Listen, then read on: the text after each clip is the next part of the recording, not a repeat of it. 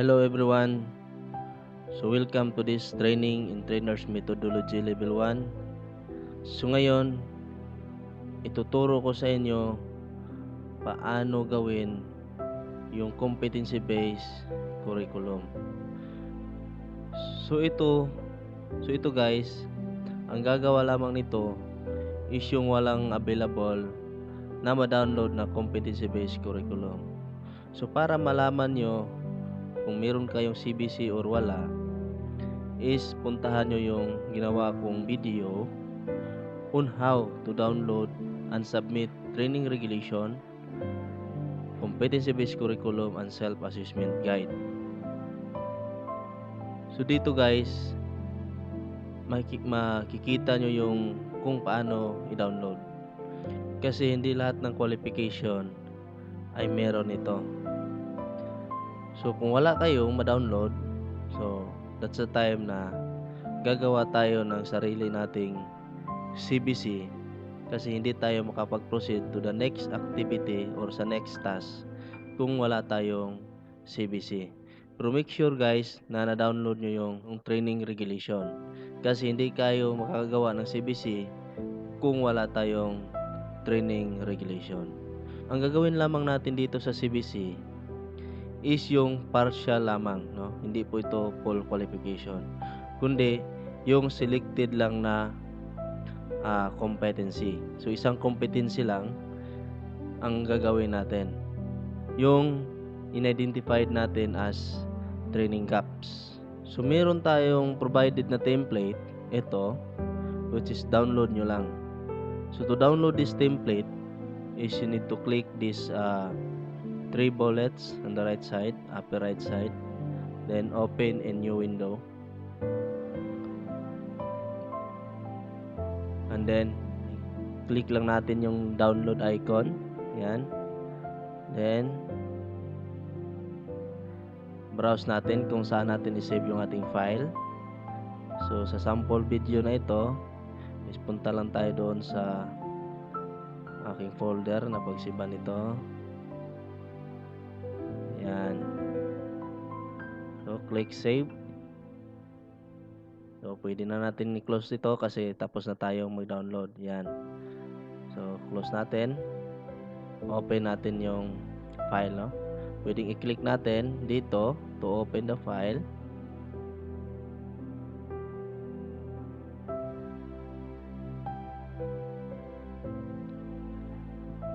Yan. Or browse natin doon sa pinagsiban natin na folder. Ito. Yan. Open. So para tayo makagawa nitong competency-based curriculum is kailangan natin ng training regulation. So make sure na naka-download ka ng training regulation. Kung hindi ka naka-download, so watch again this video on how to download the training regulation. In this video, we will use the training regulation of computer system servicing. So itong training regulation ng computer system servicing is ito. So arrange lang natin yung workspace. So in my case, mas gusto ko yung ma-divide ko yung screen for training regulation and also for the template. Take note guys, yung development ng CBC is part siya ng Trainers Methodology Level 2. So hindi po ito kasama sa TM1. Pero since wala kayong nang magamit na CBC, kasi hindi lahat ng qualification is merong CBC, gagawa tayo ng ating sarili. So yan. So kung kayo ay meron ng CBC, is maswerte kayo kasi hindi na kayo gagawa nito. So dito sa kaliwa is yung training regulation, dito naman sa kanan is yung CBC template natin. So dito sa sector, fill upan lang natin ang sector na ito. Yan. Copy lang natin from training regulation. Kopyahin lang natin. Tapos paste natin dito.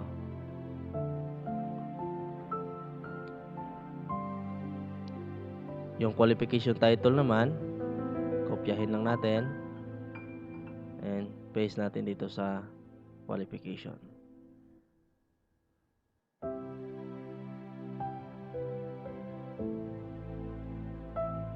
Yan. So itong course design, so lagay natin yung qualification natin dito. Yan. Tapos nominal duration is ilan ba yung duration ng ating training. Punta kayo sa section 3 ng training regulation, which is training standard. Dito natin makikita yung ating training number of hours. Yan. Kopyahin lang din natin.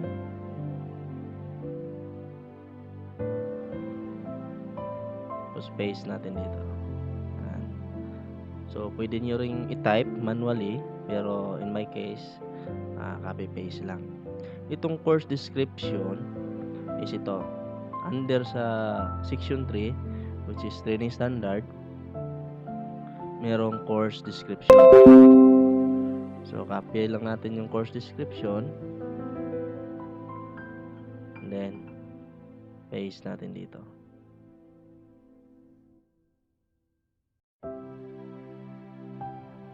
Yan.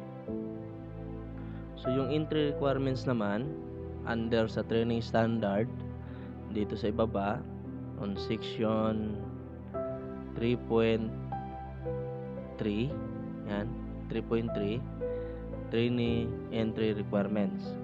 So i-copy lang natin ito.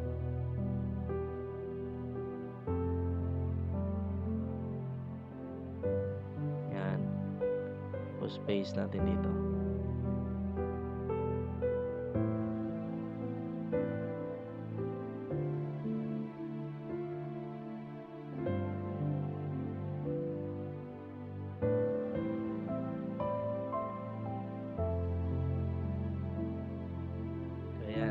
So yan yung trainees entry requirements. Dito naman sa course structure, meron ditong template or form na merong 4 na column. So una, unit of competency, module title, learning outcomes, and nominal duration. So dito, ang ilalagay lang natin is yung core units of competency. So kasi sample lang natin ito. So using lamang itong core units of competency. So dito sa ating training regulation under section 3 training standards 3.1, merong form dito na may 4 din na column na nakalagay unit of competency, learning outcomes, methodology, and assessment approach. So punta lang tayo doon sa core competencies, tapos kopyahin natin ito, yung mga unit of competency. So yan, copy, tapos paste natin dito. Yan. Tapos ito ring learning outcome, kopyahin natin, copy, tapos paste natin dito sa learning outcome. So yan. So dito sa module title, ang gawin lang natin, copy natin yung unit of competency, tapos paste natin dito sa module title, and then gawin lang natin siyang gerund, no? By adding the ing. Yan. So instead na installing, magiging siyang installing and configuring. Yan. So ginawa lang natin siyang gerund phrase. So since meron na tayong learning outcome, copy lang natin mula dito. So lagyan natin ng nominal duration. So yung core competencies natin is meron siyang 160 hours. So 160 hours, dito sa taas lagyan natin 160 hours. So yan yung number of hours na ating divided by into the different units of competency. So in my case, in this sample, ang gagawin ko lang dito sa install and configure is lalagyan ko lang siya ng 40. Yan, 40 hours. So dito sa ibaba, copy natin again yung another competency. Yan.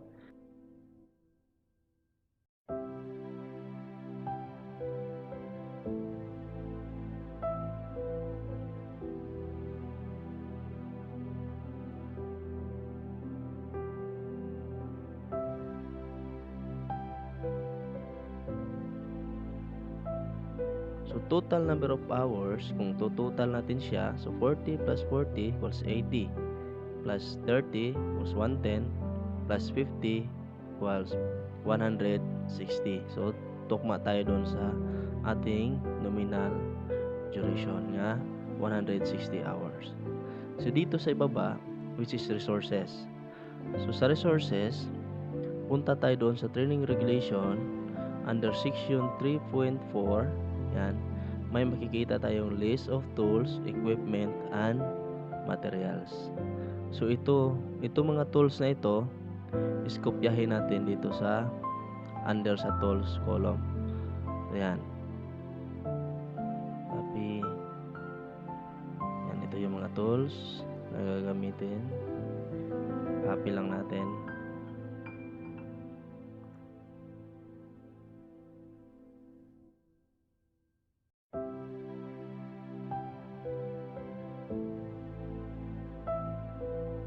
So yan yung mga tools natin.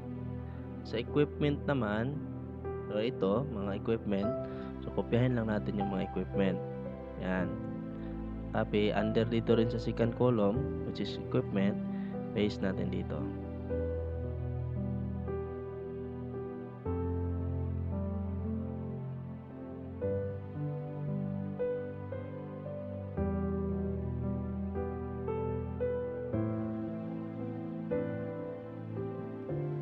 So yan yung equipment natin.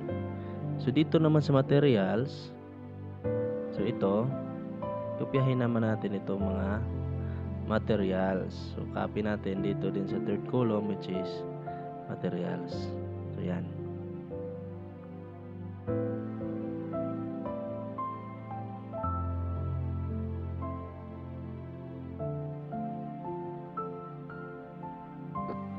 So yan yung mga materials natin.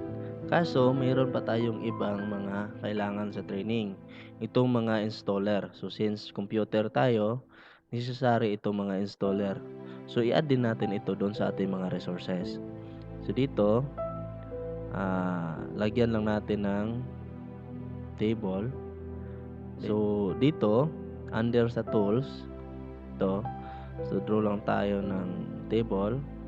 Kasi itong installer is under to sa tools. Yan. So copy natin dito yung installer. Lagyan lang natin ng header. Yan. So draw tayo table. Yan. Tapos lagyan natin. Copy natin ito. Installer or software. Yan. Lagyan natin dito. So yan. So copy natin yung mga software na kailanganin natin sa training.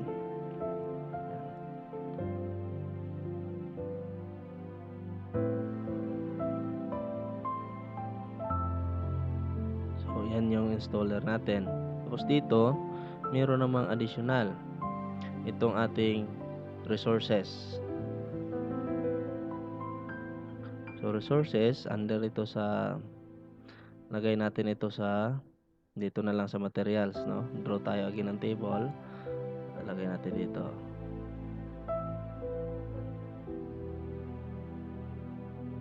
Tapos yahin natin to. Yan. Copy.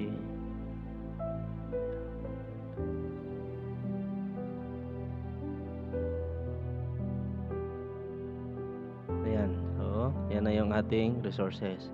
Ang mangyayari na lang nito is gawin nating bulleted, no? Bullet lang natin. Yan. Tapos dito under sa paragraph, merong bullets. Yan. Ibulitin lang natin. Yan. Bullet. Para maganda naman siyang tingnan.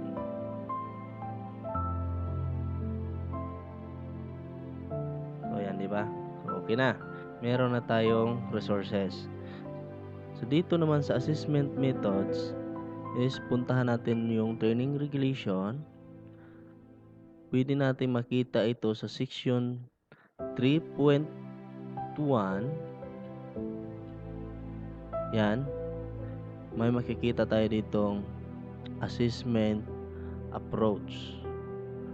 So, yung mga gagamitin nating approach sa assessment. So, yan. So, pwede natin itong kopyahin. Copy. Space natin dito. Pwede rin nating dagdagan. Yan yung mga assessment methods na gagamitin ko. So, yan. So, i-bullet lang natin. Yan. Okay. Under naman dito sa course delivery, so ano yung mga delivery methods natin na gagamitin? So, dito, meron tayong makikitang methodology. Okay? So, copy lang natin ito. Yan. Space natin dito sa course delivery. So, pwede nyong dagdagan according doon sa methods ninyo or ito lang. Okay?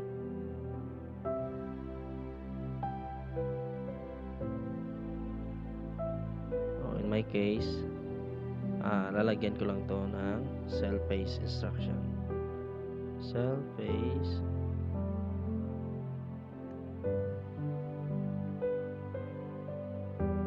lagyan ko lang ng cell-based or modular. Okay, so dito naman sa trainer's qualification, punta tayo doon sa training regulation on section 3.6. So, section 3.6, makikita natin itong trainer's qualification. So, kopyahin lang natin ito. Yan. Copy and paste natin dito. Under sa trainer's qualification. So, ibig sabihin, ito yung requirements ng pwede makapagturo lang sa qualification na ito. Okay? So, dito sa ibaba, which is ito yung modules of instruction. So, sa module of instruction, yan, lagay lang natin dito yung ating qualification. Tapos, unit of competency. So, ano yung unit of competency sa selected natin na training gaps? So, take note, ang ilagay lang natin dito is yung ating selected training gaps. So, in this example, we will choose the third unit of competency sa computer system servicing. So, punta tayo doon sa ating training regulation on section number 2, which is competency standard.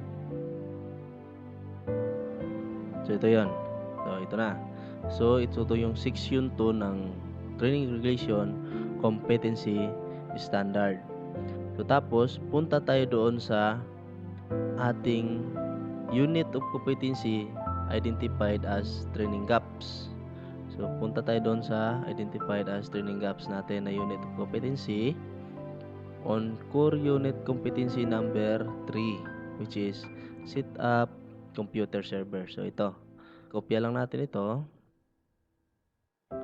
Copy natin dito. Paste natin dito. Yan. Paste. And then, unit module. So, yung unit module, is kopyahin lang natin ito. Tapos, paste natin dito. Gawin lang natin siyang jiran. Okay? So, So, ang mangyayari ito, magiging sitting up. Yan. So, module descriptor, kopyahin lang natin dito mula sa training regulation, unit descriptor. So, copy natin, highlight, then copy, then paste natin dito sa module descriptor. Yan. So, yan.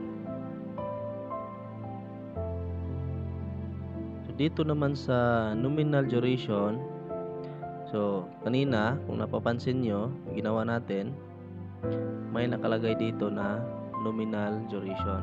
So, ito yon, sit up computer server. May nilagay tayong 30 hours. So, yun yung ilagay natin doon sa ibaba. Which is, okay, which is 30 hours. So, itong unit ng competency na ito, matatapos siya in 30 hours. Yung allocate natin na training duration. So, qualification level, lagay lang natin NC ito kasi NC2 naman itong computer system servicing. Tapos, learning outcomes. So, ito yung summary ng learning outcomes. So, dito, sa ating training regulation, may makikita tayong elements and performance criteria. So, mangyayari nito, ang elements sa training regulation is magiging learning outcome sa CBC. So in this video, we use this unit of competency at ito yung mga elements from training regulation. So kopyahin lang natin yung element tapos paste natin doon sa CBC learning outcome. Yan. So yung element ng TR magiging learning outcome doon sa CBC.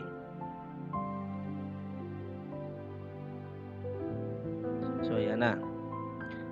So, wala nang iba, di ba? So, tatlo lang element. So, magiging tatlo lang din siyang learning outcome. So, delete lang natin yung iba na sumobra.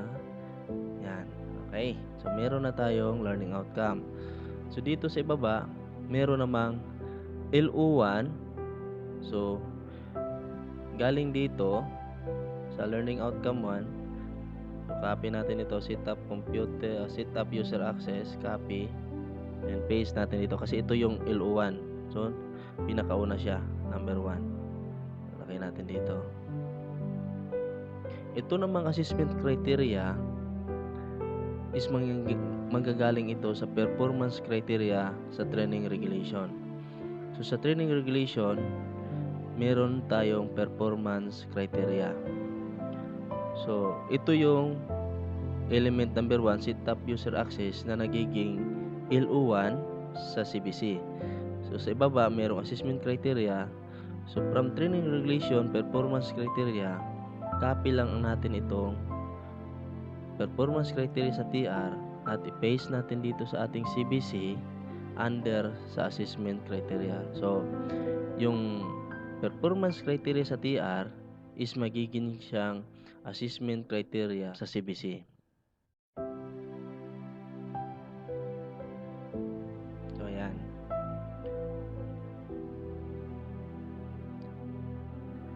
So, dito naman sa contents, ito yung challenging part sa pag-develop ng CBC. Kasi ito is kailangan mong i-analyze both yung performance criteria sa TR at yung range of variables niya. So, para makapag-create ka ng content. So, kailangan mong i-analyze. So, dito, sa range of variable, ito yung makikita natin. So, kadalasan lang natin makikita dito sa performance criteria, yung merong mga naka-bold na text. Sample ito. Yan. Yan yung merong, yun yung makikita natin dito sa range of variables. So, kung napapansin nyo, normal function of a server, makikita natin dito sa range of variable. Yan, normal function. Network services, yan, naka-bold din siya dito sa performance criteria. Punta natin sa range of variable. So, nandito siya. At dito sa kabila naman is pre-deployment procedures. Nandito sa nandito rin siya. Pero dito naman sa element number 1, walang naka-bold na text. So, ibig sabihin, wala siyang kaugnayan doon sa range of variables. So, from assessment criteria or performance criteria sa TR, mag-develop tayo ng contents. Yan. So, una is itong user folder is created in accordance with network operating system. So, ano bang magandang gawin nating topic niyan or contents? So, yan. Meron na tayong content number 1. Dito naman sa pangalawa is user access level is configured based on network operating system features and established network access policies within user requirements. So, ang gawin natin dito,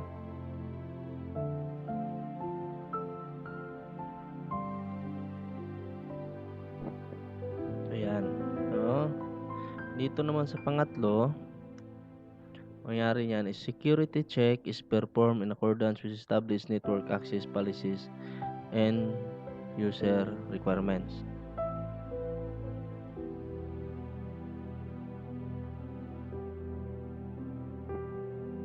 So, ito na yung contents extracted from assessment criteria. So, bullet lang natin siya. Yan.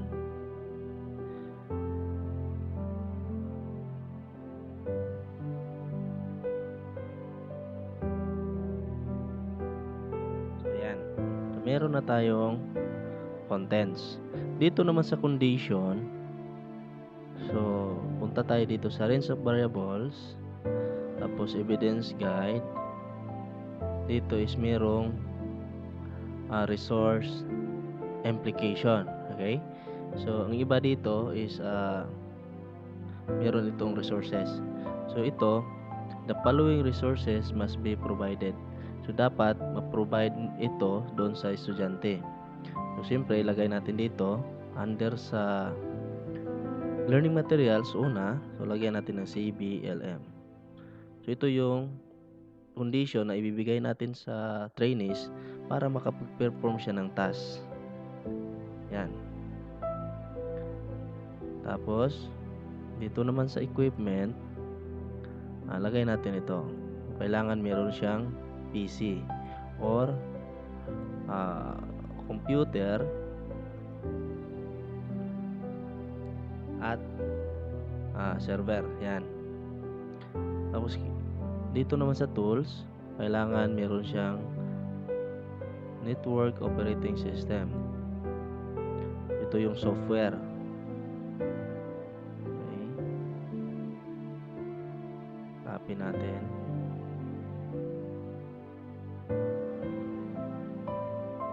Yan. Tapos supplies and materials.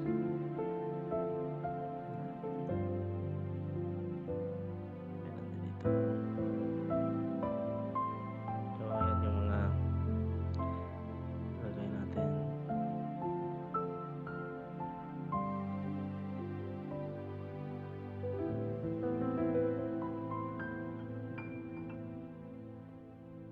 Okay.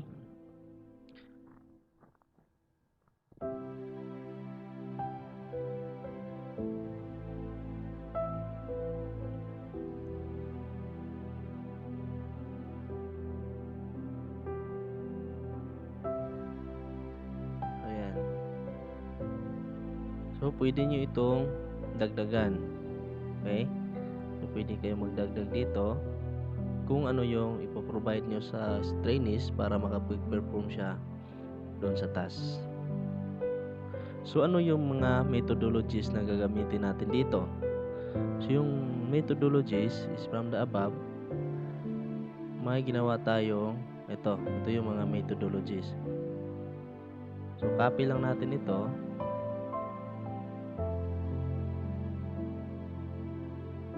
Tapos, paste natin dito. Yan.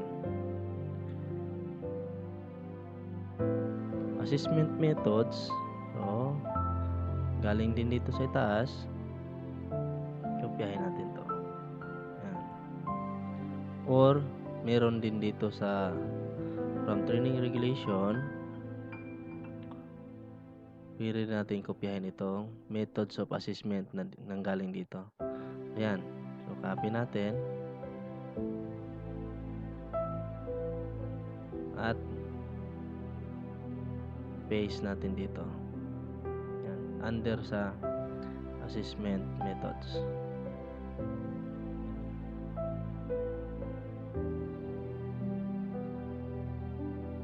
So, ayan. So, meron na tayong competency base.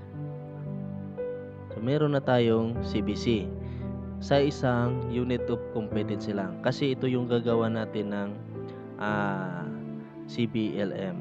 So, yan guys, kung paano gagawin yung CBC. So, take note, ito ay partial lamang at hindi ito kasama sa training ng TM1. Kaya lang tayo gumawa nito is kung wala tayong ma-download na available na gawa ng CBC para makapag-continue tayo doon sa mga tasks sa ibaba. Yan. Yan guys, kung paano gagawin itong competency-based curriculum. And good luck to your task. Okay?